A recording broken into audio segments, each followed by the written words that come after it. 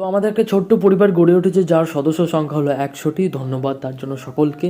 সেদিন আমি চলে গেছিলাম সকালবেলায় পাটুলি ঘাট, যেখানে ছিল আমাদের পিকনিক স্পট। আমাদের দাদা আমাদের পিকনিক করাচ্ছিল এবং সকালবেলা টিফিন হাতে আমরা চারিপাশে দেখি খুব মনোরম পরিবেশ এবং ক্রিকেটের একটা আয়োজন হচ্ছে ছোট্ট করে, এবং বাকিরা নিজেদের ব্যস্ততায় মত্ত এবং ওদিকে রান্না চলছিল। তারপর এই যে দাদা আমাদের, এনার মধ্যে আরেক দাদার মধ্যে ক্রিকেট ম্যাচ চলছিল। তারপর হালকা করে পকোড়া খেয়ে এই দাদা লং ডিস্টেন্সের মজা নিচ্ছিল। তারপর রান্নার কাজে কিছুটা সময় কাটানোর পর এবং চারপাশে কী হচ্ছে, কী রান্না হবে সেটা দেখার পর আমরা ক্রিকেট ম্যাচ দেখতে আবার চলে আসি।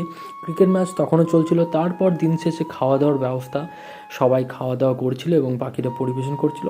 তারপর খাওয়া দাওয়া করার পর আমি এই যে বাড়ি যাবো বলে রেডি, কিন্তু তার আগে সানসেট তো দেখতেই হবে, তাই চলে গেছিলাম নদীর ধারে সানসেট দেখতে।